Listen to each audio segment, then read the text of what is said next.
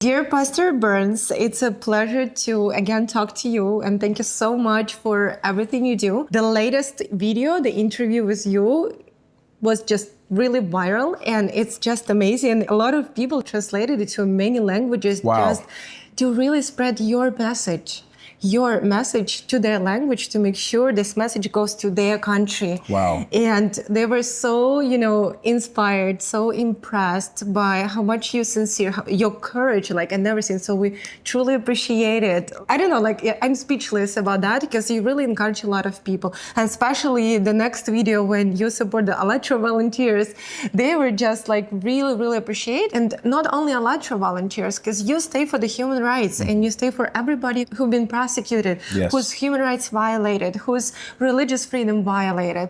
And you're the ones, like you said, you're not on the left, not on the right, but for the human right. Absolutely. And thank you so much for this position. Well, it's easy when it is the right thing to do. I mean, again, we're here at the Museum of the Bible here in Washington, D.C. The president, who I believe is the greatest president in our lifetime, is right down the street. And he, too, was persecuted for being himself. He was politically persecuted. And you got to remember, he went through hell. They threw everything at him. And so his heart is very partial to organizations who stand for righteousness, stand for rights, stand for the common man, the common woman around the world, who stand for peace. And they are being persecuted for righteousness' sake. And so you have the same spirit of President Trump, who no matter what they throw at you, you're going to fight, you're going to take it, and you're going to keep on going. And I'm just grateful to be in your presence and all the things that ALLATRA does. Thank you so much again, because you really bring this power. You just bring hope back to the people. And of course, like you said, our volunteers, that's really true. They're always no matter what is happening, we'll go further. But then when we meet more people and we see another people there, power inside power, how they stand for these rights, that's inspiring even more, right? So they are amazing. The volunteers, they are absolutely amazing. And thanks everyone for telling me a happy birthday. That blessed me. I was so happy. Your video and the video of the ALLATRA volunteers all over the world. I was just so moved. I was just showing many of my staff and church members of just the kindness and the love. So thank you all so much for that. That made me so happy. My birthday is on the day of international peace, September the 21st. And so I am just so grateful that it's my birthday coincides with international peace and the ALLATRA family at the same time. It's the perfect combination. I think it's not a coincidence, right? No, I don't think so. I don't think so. And today, I think it will be really, really great to talk about actually the peace, right? And actually what is happening in the world, right? Really, if we start looking globally, we will see that what is happening, a lot of division, a lot of hatred. We see bombs, people really being prosecuted, people suffering. And we understand it should come to an end. There is no more, right? Enough is enough. And here you are, the project, the Spiritual Diplomats project. Could you probably really tell a little more to people and explain why it's so much important right now and what kind of important things they have to understand about it? Well, the Spiritual Diplomat is a global initiative that's built up of imams and priests and pastors and rabbis and spiritual leaders, faith leaders from all over the world who understand that their role has been given to them, the responsibility that's been given to them is for the will of the people and to help destroy the conflicts that's built up by political power. And to speak for the common man and the common woman. One of the questions you asked me in the wonderful interview that you've done, the wonderful interview that has went viral is, you said, if there was one thing that I could change, what would that be? And I said, my desire is for every person in the world to have an advocate to speak for them. That's what the Spiritual Diplomat do. That we're able we don't carry weapons, we carry wisdom. We don't focus on policy, we focus on people. And we are able to go, faith and religion is able to go into rooms where politics and politicians cannot go. And so that's the whole purpose of our wonderful conference with you guys and with all of our partners from around the world. It's going to be held at the Capitol on October the 28th. The whole purpose is to bring in faith leaders from all over the world to say we stand together. We are having dialogue, and not just dialogue, but we're using this platform and network of leaders to infiltrate in the political spheres to speak and advocate for those that do not have, the less than. And I'm just so excited for ALLATRA and all that you guys are doing and the volunteers that is helping to make this happen. A spiritual diplomat is a person that does not aim for power, but they aim for love. They want to see the least of them, as Jesus said, to be raised up from the ashes. And so it doesn't matter what faith you are, if you love people, if you care about the innocent. The reason why the spiritual diplomat is so important now, more than ever, is because the reality is we're on the verge of World War III. I mean, you see what's happening in Gaza and Israel, of course, Ukraine and Russia, Venezuela. You see what's happening in Somalia. There are so many conflict areas that are happening. Nigeria, Christians are being massacred and killed in Nigeria right now.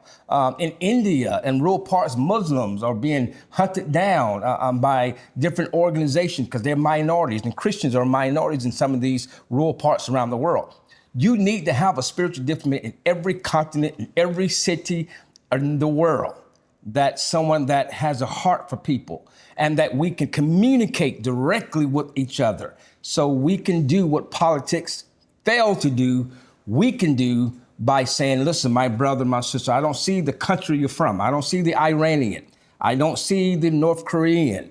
I see a human being, and there are innocent people that live in these areas that desperately they don't represent their government. They're not their government. They're innocent people who are suffering on the behalf of their poor governments. And again, President Trump, as you saw just today, how he is brokering an amazing deal to end the violence that's happening in Israel and in Gaza, and to have both sides, those that have been hostages as a Palestinian hostage that's in Israel, and those that are Israel's hostages in the Palestine, have them released. And that the terrorist organization Hamas to be eradicated and to be removed from influence, because there's a new government that's going to rise. That's what the spiritual diplomat do, that we can go into these areas. Democratic Republic of Congo, M23, Rwanda, all of these are still happening right now. And there's active spiritual diplomats like myself who are working behind the scene, like Reverend Billy Graham, who gave us the model.